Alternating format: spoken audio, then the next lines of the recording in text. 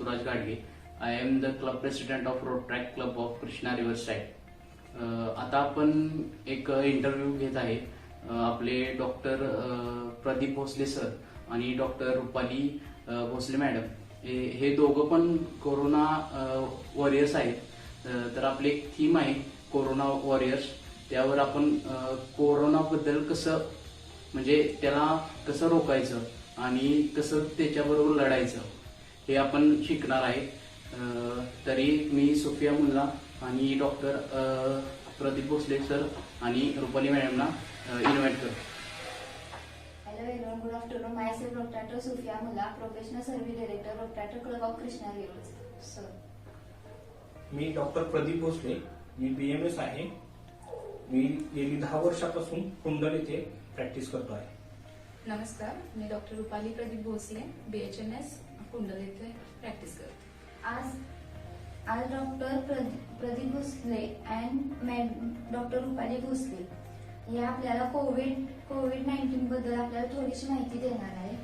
Sir, जगात आता कोविडने थैमान घातलेली आहे.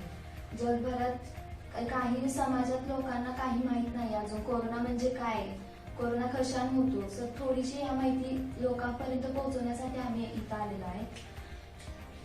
परिसरात काही लोकांना अजूनपर्यंत माहिती नाही काय ते कशाने होतं, कशाने पसरलं आहे, कोरोना कुठून आलाय काही माहित नाही. सर, तुम्ही थोडी माहिती द्या. कोविड-19 हा नवीनच उत्पन्न झालेला एक जीवघेणा आजार आहे. जो आजार novel corona virus Covid SARS-19 या विषाणूमुळे होतो. हा जो कोविड-19 आजार आहे हा मनुष्य प्राण्यामध्ये प्रथमताच दिसून आलेला आहे. कोरोना व्हायरस हा श्वसन संस्थेच्या वरच्या ऊर्ध्व भागामध्ये प्रादुर्भाव करतो आणि तिथं आजार उत्पन्न करतो. कोरोनामध्ये CO म्हणजे कोरोना, VI म्हणजे व्हायरस आणि D म्हणजे डिसीज म्हणजे आजार, 19 म्हणजे 2019 साली हा जो आजार निर्माण झाला आहे ते 19 असा हा कोविड-19 आजार आहे. आता कोविड-19 कसा पसरला जातो हा आमच्या मॅडम सांगतील. ऍक्च्युली कोरोना म्हणजेच कोविड-19 हा पसरला जातो तो म्हणजे बाधित व्यक्तीपासून संसर्ग होतो.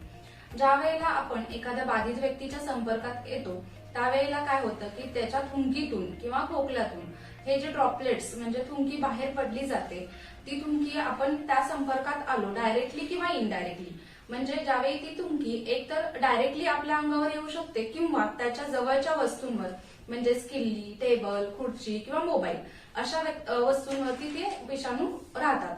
मग ज्या वेळेला आपण त्या संपर्कात येतो त्यावेळेला काय होतं की ते विषाणू डायरेक्टली आपल्या तोंडावाटे किंवा श्वसनावाटे आत जातात. त्यावेळेला आपल्याला तो संसर्ग होतो.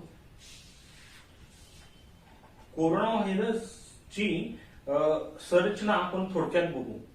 ऍक्च्युली कोरोना व्हायरस हा गोलाकार असतो आणि त्याच्यावरती असे स्पाइक्स असतात, म्हणजे काटे ज्याप्रमाणे असतात त्याप्रमाणे हे स्पाइक्स असतात. आणि कोरोना व्हायरसचे जे असतो तो न्यूक्लिओ कॅप्सूल हा बायलेअर लिपिडचा असतो आणि बाहेरचे जे आवरण असते ते प्रोटीनचे असते. आणि न्यूक्लिओ कॅप्सिड्स हे सुद्धा प्रोटीन युक्त असून ते RNA युक्त असतात. कोरोनाची लक्षणं आपण थोडक्यात जाणून घेऊया. कोरोना हा किती गंभीर आहे, त्याची सामान्य लक्षणं काय आहेत हे आपण आता थोडक्यात जाणून घेऊया. सामान्य लक्षणामध्ये प्रथमतः सर्दी होते, खोकला होतो, कोरडा खोकला असतो आणि सहजासहजी कमी न होणारा ताप असतो. त्यामध्ये ही प्रामुख्याने आढळणारी लक्षणं आहेत. ह्या लक्षणाबरोबरच स्नायूचे दुखणे, आपण ज्याला कणकण असं म्हणलं जातं, ती कणकण, शिंका, नाक वाहणे आणि काही वेळा मळमळ, उलटी ही सुद्धा लक्षणं ह्यामध्ये जाणवली जातात. आणि ह्याचे सर्व परिणाम म्हणून हे सर्व ऑर्गनवर परिणाम करतो. त्याला मल्टी ऑर्गन फेल्युअर असं म्हटलं जातं. म्हणजे बहुअवयवी निकामी करण्याचा हा व्हायरस काम करत असतो. म्हणूनच हा रोग, हा विषाणू महाभयंकर आहे. तो आपल्याला जीव घेणा ठरला जातो. सर, कोरोना सोबत आपण कसं जगा? ऍक्च्युली कसं आहे, आता आपण गेल्या 4 महिन्यांपासून कोरोनाचे हे विश्व अनुभवत आहोत. लॉकडाऊन 1 झालं, 2 झालं, 3 झालं, 4 झालं. त्यानंतर आता आपलं मिशन बिगिन अगेन चालू आहे. ह्यातच आता आपल्या शेजारच्या जिल्ह्याबरोबर आपल्या जिल्ह्यात सुद्धा लॉकडाऊन परत एकदा सुरू केलेलं आहे. महानगरपालिका, नगर परिषद, नगर पंचायत या एरियामध्ये लॉकडाऊन परत सुरू आहे. तसेच हॉटस्पॉट एरियामध्ये सुद्धा लॉकडाऊन परत चालू आहे. तर आपण ह्यासोबत कसं जगायचं असेल तर आपल्याला लॉकडाऊनचे नियम हे काटेकोरपणे स्ट्रिक्टली पाळले हवेत. म्हणजेच काय केलं पाहिजे तर सॅनिटायझर, मास्क किंवा सोशल डिस्टन्सिंग ह्या गोष्टींचा काटेकोरपणे आपण वापर केला पाहिजे. कारण या रोगामध्ये मृत्यूदर हा 2 ते 3% इतका आहे. त्यामुळे हा आजार गंभीर आहे. आणि तसे पाहिले तर आजारी पडण्याचे प्रमाण हे 20% आहे. त्यामुळे आपण जर जगायचं असेल आणि जिवंत राहायचं असेल, जीवित राहायचं असेल तर घरातनं बाहेर न पडलेलं बरं. पण पैसा ही अशी गोष्ट आहे की ती कमवण्यासाठी आता बाहेर पडावं लागणार आहे. त्यामुळे फक्त हे नियम पाळून आपण बाहेर पडलं हवं.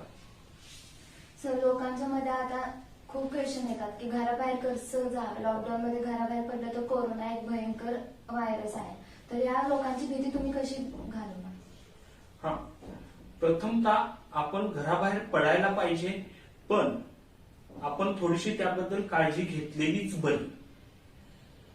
प्रथमतः सोशल डिस्टन्सिंग हे फार महत्वाचं आहे. सोशल डिस्टन्सिंग म्हणजे आपण 2 व्यक्तींच्या समूह संबंधित जर यायचं असेल तर आपण कमीत कमी 3 फुटाचं आपल्या दोन्ही मध्ये अंतर पाहिजे, दोघांच्या मध्ये अंतर पाहिजे.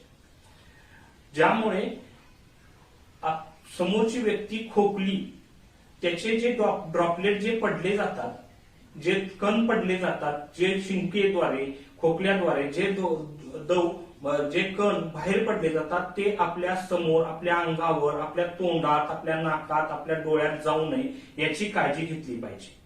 हे जे विषाणू आहेत, जे व्हायरसचे विषाणू आहेत, कोरोनाचे जे विषाणू आहेत ते हवेमध्ये तरंगत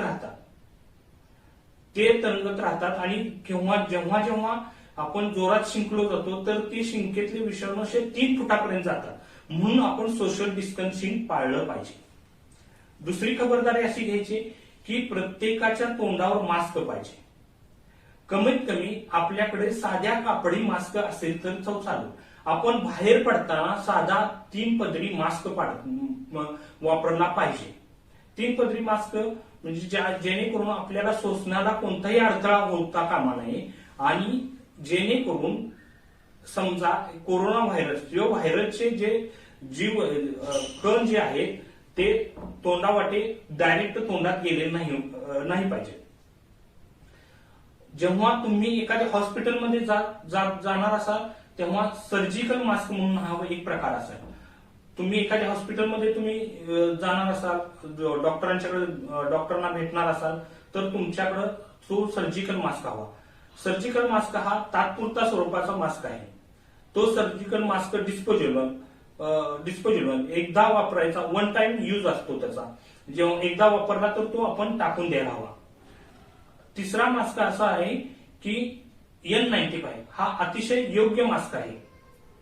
जो मास्क हॉस्पिटलमध्ये काम करणारे डॉक्टर्स, कर्मचारी, पेशंट जर कदाचित ऍडमिट असेल तर त्या ऍडमिट पेशंटनी सुद्धा तो मास्क वापरला पाहिजे. असा N95 हा मास्क वैद्यकीय सेवेत असणाऱ्या, वैद्यकीय क्षेत्राशी संबंधित असणाऱ्या सर्वांनी N95 मास्क वापरला पाहिजे. त्याचबरोबर आपण सॅनिटायझरचा वापर करायला हवा. सॅनिटायझरचा वापर अशासाठी करावा, सॅनिटायझर किंवा साबण, सॅनिटायझर आणि साबणचा वापर करावा. वारंवार हात धुणे म्हणजे तो पण हात 20 सेकंदाकरता 20 सेकंद धुतला पाहिजे. सॅनिटायझर आणि जे सॅनिटायझर वापरले जातं ते 70% अल्कोहोलयुक्त असावं. प्रॉपर सॅनिटायझर का वापरायचं, कसं वापरायचं याबद्दल मॅडमचे.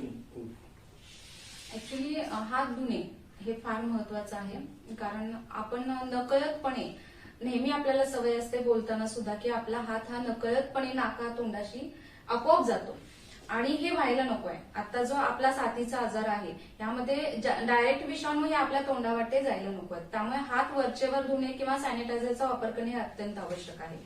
तर ह्यामध्ये काय आहे की साबणाचा वापर हा अतिशय फायदेशीर आहे, कारण काय करतं साबण जो आहे तो डायरेक्ट ह्या विषाणूचा खात्मा करतो. म्हणजे काय होतं की लिपिड लेअर पूर्णपणे नष्ट होतं आणि ह्या साबणामध्ये सॉल्ट असतात किंवा ह्याला आपण अँप्लिफाईज म्हणतो.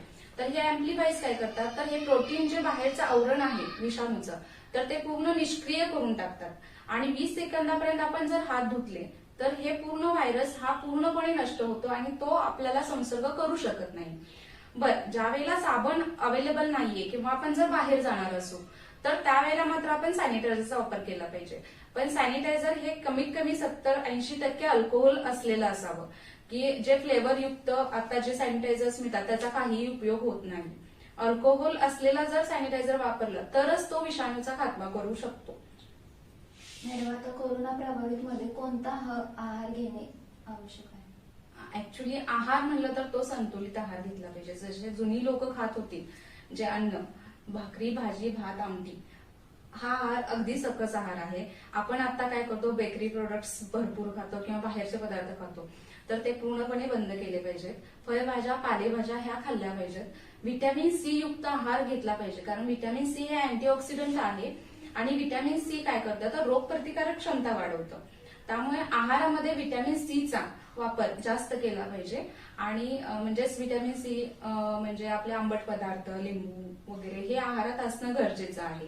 आणि आहार म्हटलं तर मग आपण नेहमीचं जे घरी बनवलेलं अन्न आहे ते खावं असं मी सांगेन. आणि त्यासोबत व्यायाम हा सुद्धा अगदी आत्ता गरजेचा आहे, कारण आता पैसा कितीही असला तरी आपली हेल्थ महत्वाची आहे आणि हेल्थ टिकवणं महत्वाचं आहे.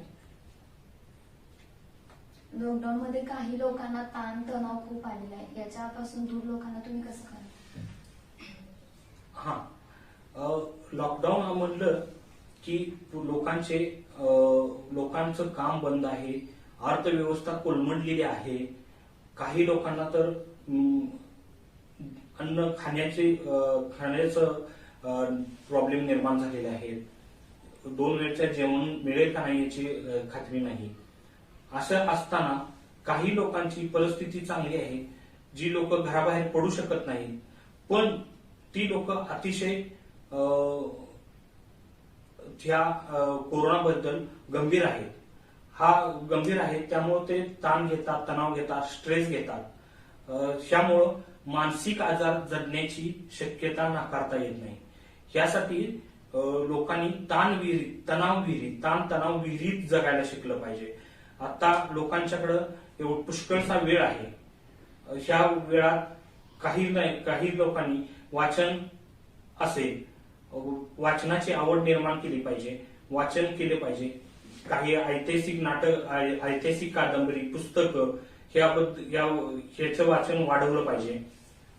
ज्यांना कोणाला कॉम्प्युटर येत नसेल, आता काही लोक आहेत की वयाची नोकरी करत 45-50 वर्ष आहेत, पण ज्यांना कॉम्प्युटरचं बेसिक नॉलेज नाही, अशी लोक जॉब करणारी लोक आहेत, त्यांनी कॉम्प्युटर शिकलं पाहिजे, नेट वापरायला शिकलं पाहिजे, नेट बँकिंग शिकलं पाहिजे. हे आता लॉकडाऊन आहे, काम नाही, ह्याच्यात हे आपण शिकून घ्यायला हवं. आपल्याला जो वेळ मिळाला आहे ह्या संधीचं सोनं करायला हवं. कुणाला ईमेल पाठवायला येत नसेल तर तो ईमेल पाठवणं शिकून घ्यावं. आपली मुलं आहेत, इंजिनिअरिंगला असतील, जर कुठल्याही कॉम्प्युटर क्षेत्रात काम करत असतील त्या मुलांच्याकडून, त्या मुलांना देखील सुट्ट्या आहेत, त्याचा विनियोग करायला हवा, जेणेकरून ह्या कोरोनाकडे आपण जेवढं गंभीर घेता येईल तेवढं घ्यायलाच हवं, पण तणाव विहिरीत घ्यायला हवं. हे मला सांगायचं आहे. याबरोबरच एखादी आवड आपण जोपासली पाहिजे, आपण निर्माण करू शकतो. आपण ह्या दिवसात, ह्या वेळात आपण ही आवड निर्माण करू शकतो. एखाद्याला व्यायामाची आवड नसेल तर ती आवड आपण घरच्या घरी, सामान्यतः घरच्या घरी आपण व्यायाम करू शकतो. कधीच केव्हाही कधीही एवढ्या वर्षात जो व्यायाम केला नसेल. साधे साधे प्रकार आहेत, व्यायामाचे प्रकार आहेत. आपण लहानपणी शाळेत असताना पीटीचे प्रकार करत होतो, ते पीटीचे प्रकार केले तरी चालतील. आता सगळ्यात स्वस्थ राहणं महत्वाचं आहे, आरोग्य रोग प्रतिकारक शक्ती वाढवणं महत्वाचं आहे. यासाठी योगा, प्राणायाम, आसन, ध्यान, धारणा ह्या प्रकारच्या हे प्रकार आपण शिकून घेतले पाहिजेत आणि ह्या तणावापासून आपण मुक्त राहता येईल. मॅडम, काही लोकांच्या मध्ये क्वेश्चन आहे, आता हे कोरोना आले, आता हे पुढच्या वर्षी पण असेल का, याच्या पुढे कायम राहील का? मग त्या कोरोना समोर आपण कसं जगावं? जर हे कायम राहिलं तर कसं राहावं? मगाशी सांगितल्याप्रमाणेच आपण आता त्याला ऍक्सेप्ट तर केलंच पाहिजे, कोरोनाला ऍक्सेप्ट केलं पाहिजे. यावरती लस तर अजून आतापर्यंत तरी निर्माण झालेली नाहीये. जसं आता आपण पूर्वीच्या काळामध्ये एड्सला वगैरे ऍक्सेप्ट केलं. एड्स हा एक विषाणू जो आहे आणि त्यामध्ये पण अजूनही लस नाहीये. मग तो सुद्धा आपण ऍक्सेप्ट केलाच आहे. त्याप्रमाणे हा कोरोना सुद्धा आपल्याला ऍक्सेप्ट करावाच लागणार आहे, कारण हा साथीचा रोग आहे.